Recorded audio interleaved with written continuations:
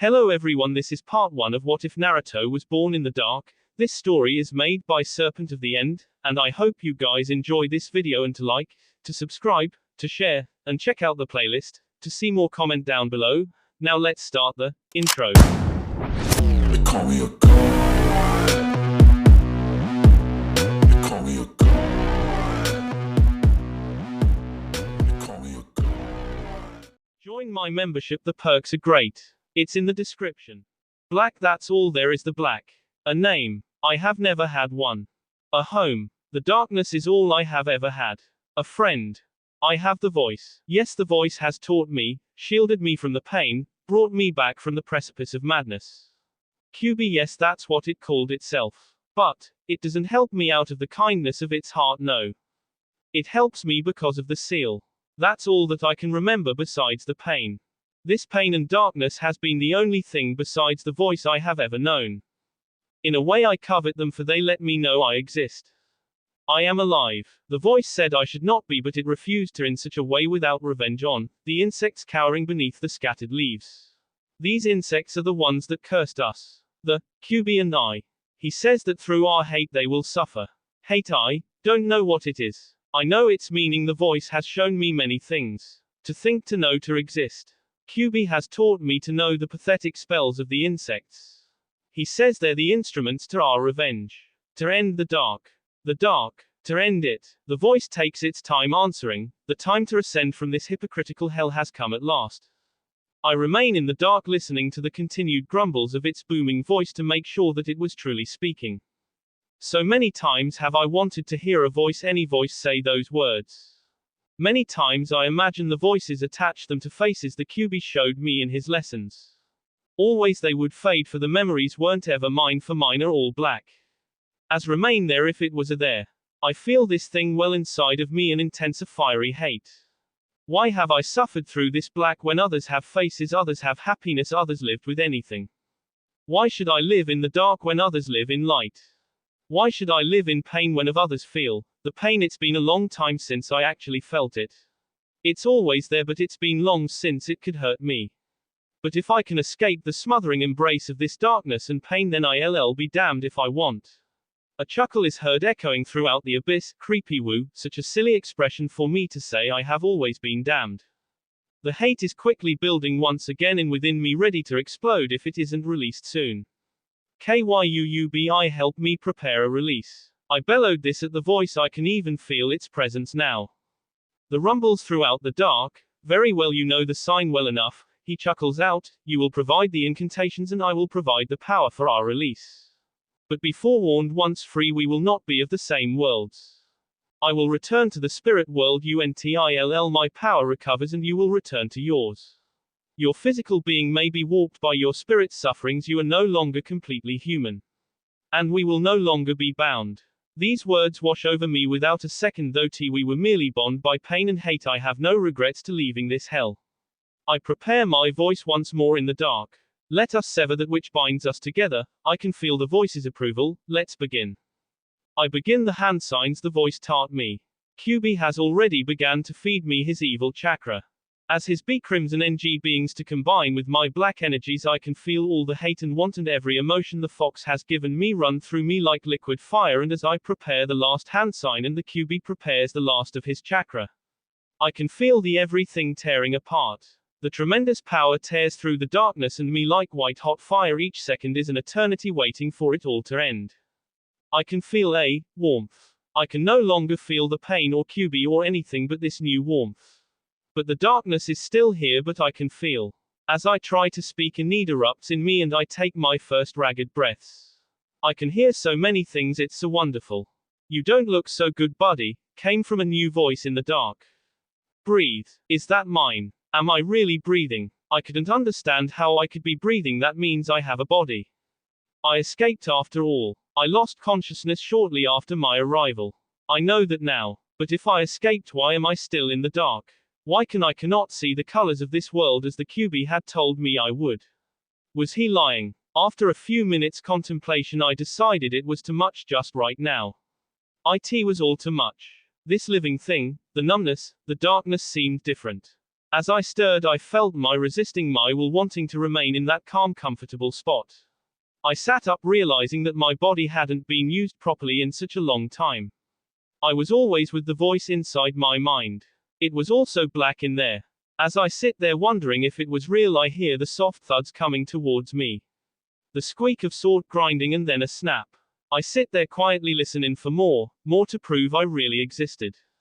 So you're finally awake, huh? Said a deep gruff voice. I just listened for more. The voice just sounded so nice. I see you're the talkative type, he laughed softly. I turn in the voice's direction, hearing a much softer thumping from his direction, and realize it must be talking to me. I ask it hopefully, am I alive? The new voice takes a moment and answered very softly, yes. I'm alive, I say to myself. The voice answer again, but I could not hear, for I had already begun to laugh and laugh and laugh until every breath in my body came in ragged intakes. I felt a shift in the air, and before I knew I was covered in an endless warmth. With each second my laughter abated and my sobs took their place as I held tighter to this unfamiliar warmth. All of my being shook with the feeling of finally being liberated from abyss to be reborn into a world that cast me away. A world that will feel my fury. As the warmth begins to move backward and forward, I feel my consciousness slip from my grasp and the heaviness of the warmth overtake me. I manage one last sentence before the emptiness take me. Who are you? The voice responds with Kiosk. Kiosk's point of view. As I lay the small figure down, I take in the full extent of his mangled features. For the figure was most definitely a boy. Skin was a mixture of scarred white tissue and ashen gray and black hues. He seemed to be young to endure this. For he was not born with these slights. There are obvious signs of tea on his features. Some sick bastards did this to a child, he thought, disgusted with people in general. The boy's frame seemed as with he was starved and burned for many years. His face seemed like that of a mask to symbolize true pain. The boy had most of his ears off, but enough still to hear. The skin on his face seemed deared completely and drawn back like a mummy's. His mouth was partially sewn up, but he had the strings to allow him to breathe. His eyes seemed to have been completely torn out. The lids were also sewn shut. He didn't have the heart to them loose and look into those hollow pits. He was having enough trouble with just looking at the child and stopping himself from something. He couldn't stop himself from wanting to help the child when Zabuza came with him from the forest. I'm determined to make this child's life as easy as I can possibly can, he said to himself. After many hours of watching the child sleep, he decided to prepare for the child's stay in the village. As he got up, the boy stirred and sat up. He remained frozen, unknowing of what to do. Are you leaving? Came the rasping voice. I was about to consult my village about your arrival, I said sullenly. I hated talking to the council members nowadays. The boy turned his head on me and asked, Village? Yes, you're in the village hidden in the mist, I say softly. He merely sat with his head down. So I decide to take the initiative. What's your name? I ask as kindly as I can manage. He turned to me slowly and said, I have none. I could tell he was lying, but I didn't want to press him, but I was short on time. I asked again, what is your name? He says with slow consideration, Naruto. It will be explained later why I am using this instead of Naruto. I study him for a moment. He seemed to be telling the truth, but his sense of reality must ask you for his name to be considered anything to him. So I accept it. Naruto, I say slowly, are you hungry? He nods with time. So I leave to make him a tray of something. I make it large enough so he can get his fill. As I return, I watch as he is following the movements of an ant with his finger. His senses are pretty advanced, I comment to myself. Tell me how you like it, but don't be too brutal, I say jokingly. He picks at the food with his hands before I even set it down. He brings some to his nose and slowly puts it in his mouth. At that moment I saw that his torment had also out his tongue. His speech seemed fine though. Then I realized the small chakra waves I sensed earlier was the boy manipulating the vibrations in his tea with chakra. Which is extraordinary control for one his age. How did this happen to you? I ask bluntly. He says the most heart-rending thing I have heard, I was born into it. I sit staring at the ground, gauging his feelings, and realize that he was telling the truth. So I ask no more on the subject. You have nothing, don't you? I ask in my usual tact. He nods. So do I. Then you will live here with this old man. And learn the ways of the shinobi. You will be reborn. Naruto's point of view. As I sit upon the bed, I cannot help but think of the old man. He's so kind to me and yet he knows nothing about me. Me. I still cannot quite understand what I am yet. The QB said I was no longer human. Does that mean I was human once? One of the insects that imprisoned us. I cannot think of this now, it's just too much. Kiosk, he seems so kind, allowing me to become shinobi. Whatever that is. He talked to me for so long, he said I can live with him. I can live. I will live with my new name. The voice had told me the name that the one who damned me gave me. Naruto, what a strange name. I just changed it enough for my liking. It is the only thing that I have.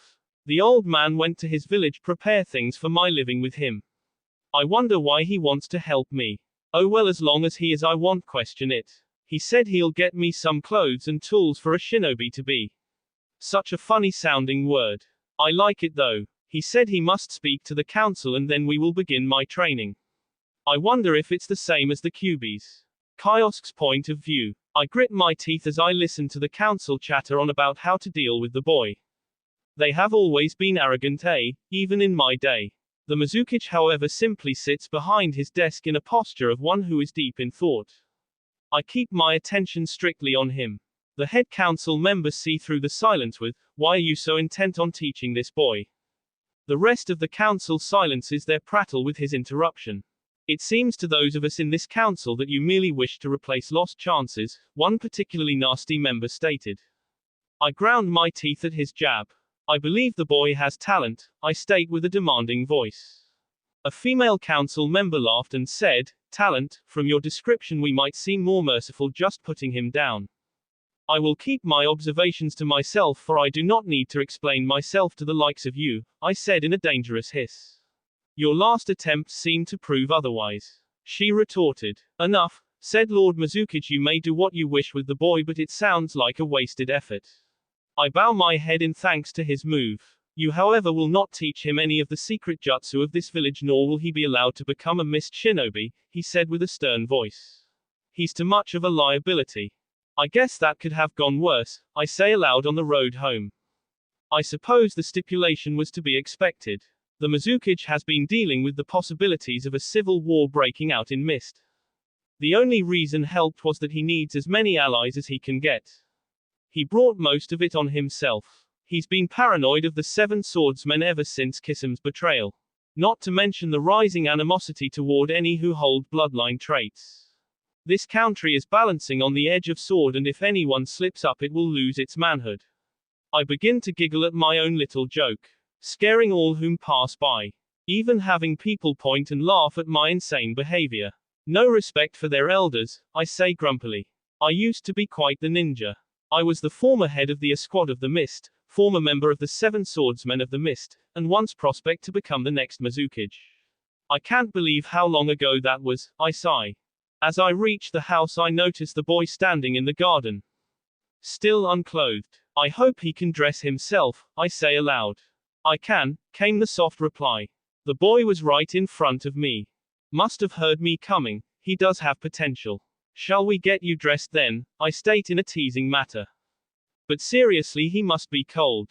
As we near the bedroom, Naruto takes the clothes I offer him and I tell him what each one was. Within 10 minutes he had on a full attire. I gave him a normal fighting under attire, tight-fitting black ninja armor.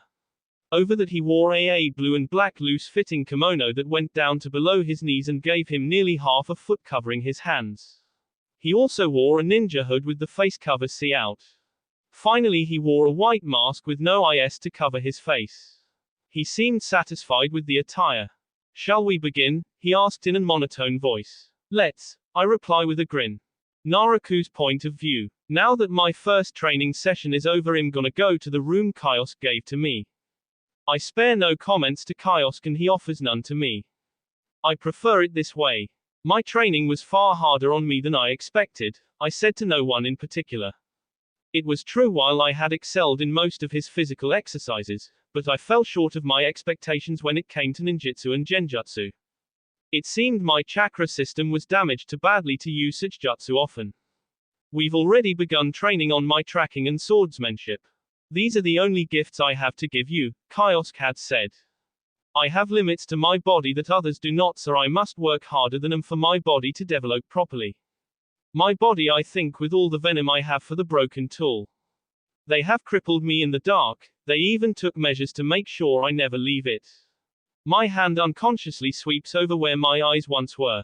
Eyes I had before my descent through the abyss. A sudden flash of determination and pride runs through me like a fire through the leaves. The abyss should have left me as nothing but I am. The descent destroyed me and yet I live. These insects will feel my full anger once I am fully revived. For that is the dream I have decided for myself, return what is properly mine, and then I will. A sick smile twists over Naruto's already twisted face. Why I am not already healing though, I say deep in thought. The Kyuubi had said I had inherited his abilities to heal almost any wound. As long as it is attached it will heal, the Kyuubi roared. The Kyuubi's memories came rushing back to him then. It was almost like reliving that eternity all over again. He saw the flashes of the Kyuubi's memories from the incredible destruction it used to ensue to the thousands of men it destroyed, what it was, what it had done, who it reason he was damned, his father, the old man. He may have been too young, but the Kyuubi saw it all. The seal, it must still be active. The Kyuubi may be gone, but since I have evil chakras of my own now. The jutsu today, the reason I tired so quickly was that I was relying almost completely on my human chakras. If I were able to access the same energies as I could in the abyss, I could even be on par with mid-ranked Jonin, and if I achieve my demon form I could be on par with the Sannin. But how do I know all this? I say as the blinding pain hits my head. Why am I thinking in this way? What is a Jonin? Who are the Sannin? What is happening? The other voices, hands clawing at him. He was not the first to be sent into the abyss. The fragments of their souls had given some of their knowledge. The energy I used to stay alive was what was left of their spirits, Naruto said quietly to himself. He sat there thinking about this newfound knowledge and felt no regrets. I did what I had to survive. They are part of me now, so they too were released. They should be grateful. Thinking back on it made him smile. I released them, drawing the mindset I used to take their spiritual energies gave me a feeling of hunger, pull, and desire. I still have the ability to drain the energies from others' spirits, I say chuckling to myself, my first jutsu.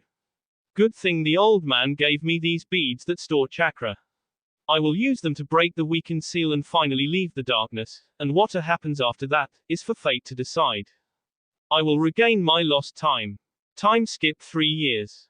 Narrator's point of view. I hate these warm days, Naruto says to himself. For 3 long years I've been in this village and trained under the old man, and I am still no closer to my goals.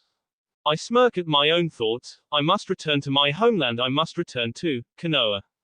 Naruto thinks back at the past few years. The old man has taught me many jutsu, he even helped me create my own. I have mastered the silent K style along with various other sword-wielding techniques. My speed matches that of the fastest Jonin, and I have even begun to heal slightly. Though not much else has changed. The country of Kirigakure has been like that of an overturned beehive since the Zabuza's attempted A. I had always got along with Zabuza, for we shared a similar taste in fun. To crush the lives of men. The old man has been sulking since I asked to become a ninja of the village hidden in the leaves. He only accepted because I couldn't become a mist nin, and we currently have a treaty with the Leaf Village. It almost hurt me to leave him. But I had to. So here I am on the road to Konoha. I can't believe I am returning to the birthplace of my damnation. But ever since I heard that the fourth has been returned to the world of the living, I believed that the Sannin known as Orochimaru had used a revival jutsu and took his place in death. Apparently the Leaf Village was in a dire state during the rock cloud invasions. Currently the villagers are in a lull. Since his revival the other 2 Sannin have returned to Konoha and the village is stronger than ever. Hopefully it will give me more chances than the mist did to allow me to become whole. Suddenly the air gets thicker and all sounds stop for a second. It seems that I am being followed, Naruto states loudly for all his pursuers to hear. So 4 men and a woman jump out of the bushes. Naruto smiles to himself, so few, this will be no fun. The man directly ahead of Naruto huffed out in apparent arrogance at Naruto, probably thinking it will be an easy K because of his lack of a ninja headband.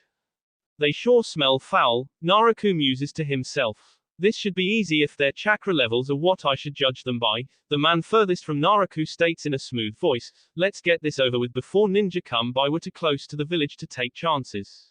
The others agree and draw their weapons. Naruto just stands there in a completely relaxed stance with only 3 weapons and a set of black beads with read kanjis on them. You had to feel sorry for the men. The obvious leader rushes forward, striking down with the intention to split Naruto in half. Naruto sidesteps the clumsy attack with amusement at the man's efforts. The man quickly begins to rain down a heavy score of powerful attacks in quick succession. Naruto, finally growing bored with the man's efforts, draws his 2 daggers twice as long as any kunai and just as powerful as Zabuza's broadsword. In a flash of steel, the man was on the ground clutching the bee lump formerly known as his arm. The other thugs, enraged by their leader's injuries, run blindly forward when the figure before them was gone in a blink of the eye. Each bandit looking desperately towards the forest. Adrenaline forcing them to ignore their leader's cries of pain. As the sweat pours down their face, they unconsciously start to bring themselves together in a tight with their backs facing only one another. Then a silence falls and the men were lying in scattered pieces. Their torsos had been severed from their hips on down. With only Naruto standing holding a black and blue katana. He slowly begins to approach the still writhing leader, hands already going through a steady set of seals. When the bandit looks up, he sees the same being as before with a hand glowing in a black energy, and the black beads from before had seemingly come alive in an almost snake-like dance around the glowing appendage.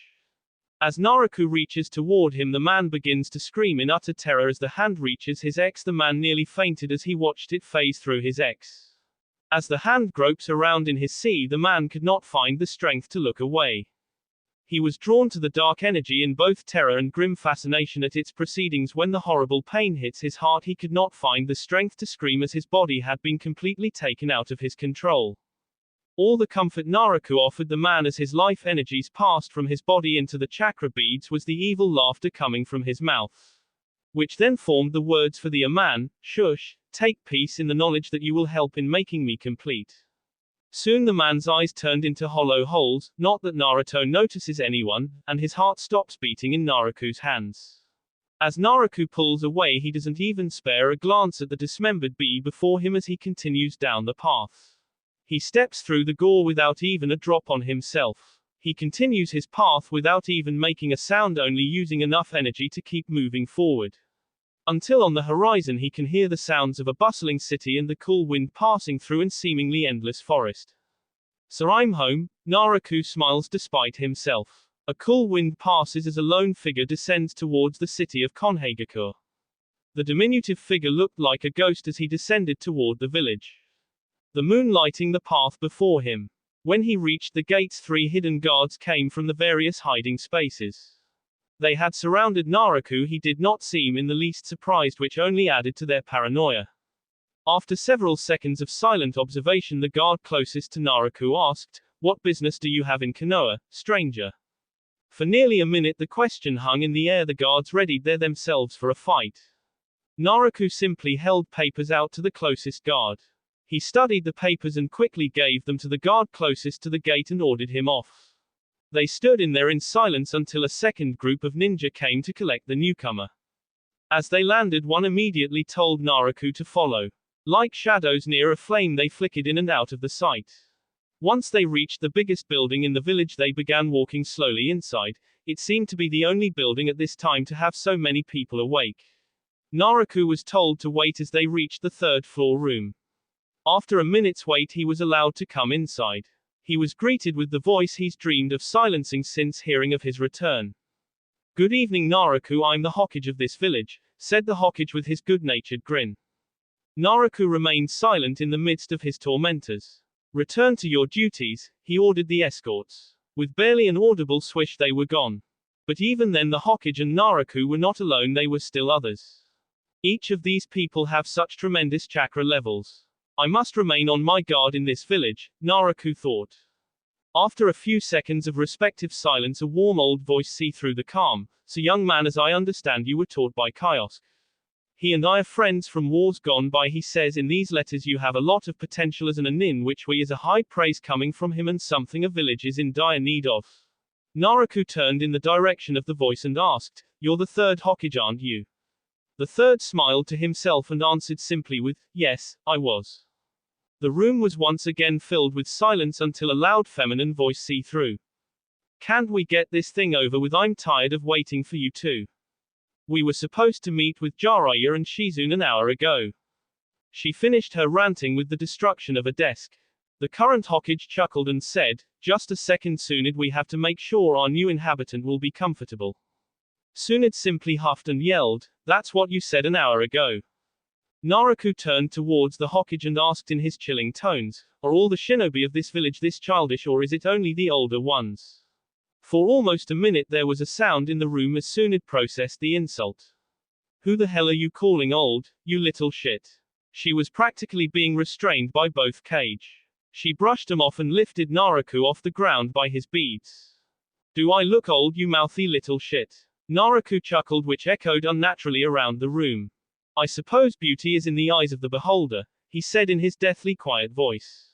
Tsunade, having had enough of some kid's insults, was about to punt his sorry little back to Kiri when the fourth intervened. Tsunade, put the boy down, he's a citizen now and I have to ensure his safety from now on, he said sternly. This was enough for Tsunade to put Naruto down, but she wasn't going to be gentle about it. As Naruto bounced on the floor, Tsunade walked over to a chair to vent. The third, waiting for used to such moments, see through and said, well, shall we get this business over with? The fourth nodded in agreement and continued reading Naruto's file. He kept reading the papers until he looked up and asked Naruto, it says here that you're listed as permanently injured, but it doesn't specify as to the nature of your condition. Care to elaborate? Naruto took a moment to compose himself and simply said, no. The Hokage replied sternly with, if we do know the nature of your condition, then I'm afraid that I can't in good conscience allow you to become a leaf shinobi. Naruto stood there for several minutes with his head hung low, with three of the most powerful shinobi in the world waiting. He eventually said, I am scarred all over my body. The Hokage asked, anything else? Naruto said, no. The Hokage took several seconds and asked, Tsunade. The woman came out from her corner and walked over in front of Naruto, held out her hands and said, take the yellow card from my hand. After a few seconds with no reaction, she said, you can't see them, can you? She waited for a response. When none came, she took Naruto's hand and placed a card in it. Then she said, you know how to channel chakra, right? A stiff nod, and then she continued, I want you to channel your chakra through this card for 1 minute. As they sat there, Naruto simply crumbled the card and said quietly, I can't. Tsunade took a moment and said, that's because your chakra system had been damaged, has it not? Again no reply. The fourth sat for a moment and said gravely, these are extensive injuries. You do know that by becoming a shinobi the training alone could be fatal. Naruto nodded in response. The fourth asked, are you willing to take that risk? Naruto once again nodded. Then you will start in the academy tomorrow. According to your sensei, you could easily be a genin today, but we had academy exams last week, so you will have to wait a year. Don't worry about money though, your former guardian has sent you a fair amount of money and we will supply you with an apartment for the year. Tsunade walked over to the desk and screamed, Lord Hokage, are you crazy? If you allow him to become a ninja, you might as well begin digging his grave. It will tear him apart just using rudimentary ninjutsu. His chakra system is unstable, he will s. The room remained quiet for several seconds until the Hokage said, it's his decision.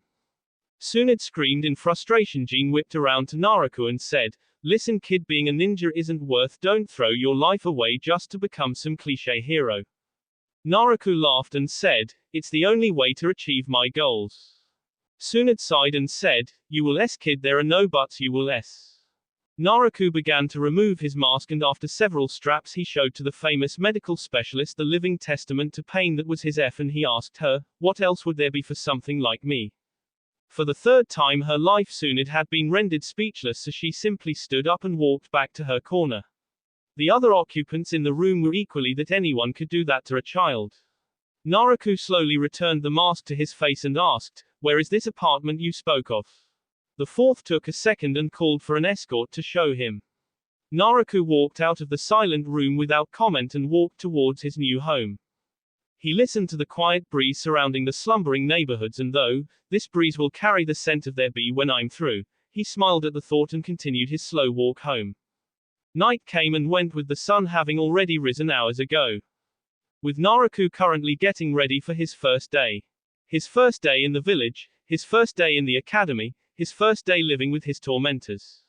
As Naruto left his apartment buildings, his hearing was assaulted with the noises of his obnoxiously loud new village. He couldn't help but imagine the day when all he could hear in this village was the sound of rotting corpses. He had a quick chuckle at the thought. He walked through the streets towards the direction of where the ninjas said the academy building was.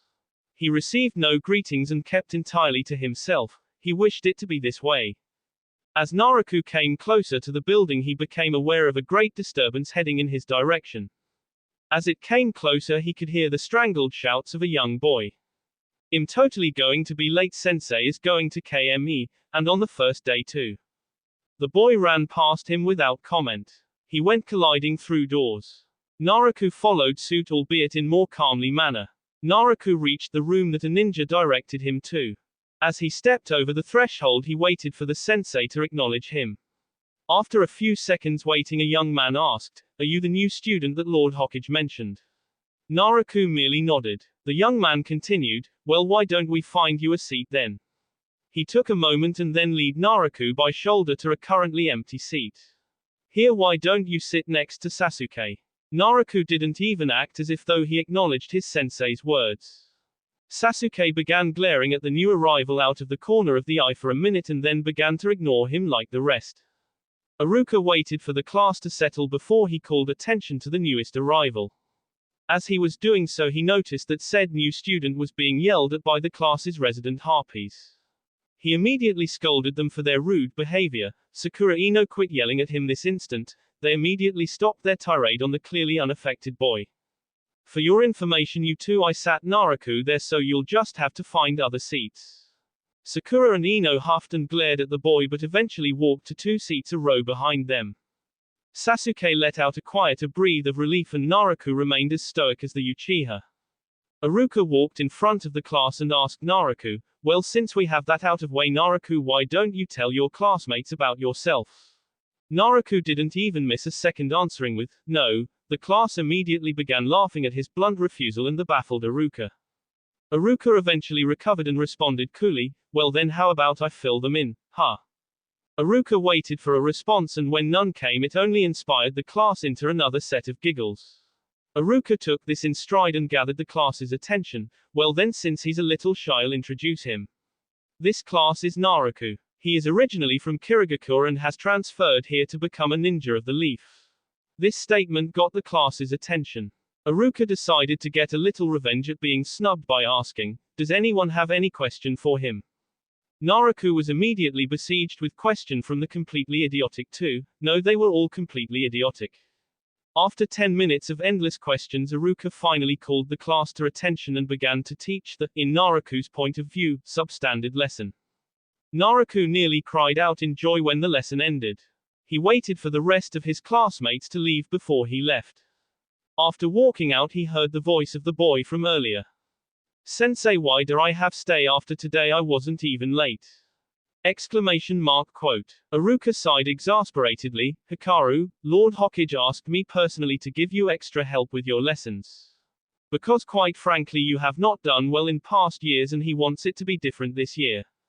This Hikaru huffed and said, "Why would Dad ask you to ruin my year? Besides, I don't need extra lesson cause I'm already destined to become Hokage." Naruto walked past them both, anger completely consuming him. Naruto began to let what he heard rant through his mind. Naruto kept hearing the same thing, "Father, father, father. The boy must be my age. There wasn't 2 of us when I was born. Lord Hokage must have adopted. I'm so glad that I am so close to his mind." After several minutes fuming, Naruto realized that it changed nothing. He hated the man before and he will always hate him. All this Hikaru is just an unexpected way to help destroy his target. "I can't use him yet though. I must become a ninja first." With a dark determination in his soul, Naruto admitted to himself, "This will be a long year." Time skip 1 year. Day of academy exams. Naruto was waiting patiently for his final day of listening Iruka ramble on the most simplistic of ninja basics. He didn't have to take the same exams as the others, considering the fact that he already has a nice variety of ninjutsu and other ninja skills that the other students couldn't even imagine. As the exams came to a close, every student was handed a headband except for one. Hikaru had failed the basic clone jutsu. Throughout the year Hikaru had proven himself an idiot through and through. Hikaru watched as the other students received their headbands from a corner until he was accompanied by Iruka's assistant Mizuki off to probably console him. It mattered little to Naruto for he would be assigned his team tomorrow. Naruto began walking towards his favorite spot in shaded tree at the edge of the forest. When he reached this spot he immediately found the same branch he always sat on and listened to calming quiet. After several hours of resting he was disturbed by the sound of two men. Normally he would just ignore them but their conversation had caught his interest. The older man spoke first. Naruto recognized him as Mizuki. I already have a way of getting to the scroll tonight.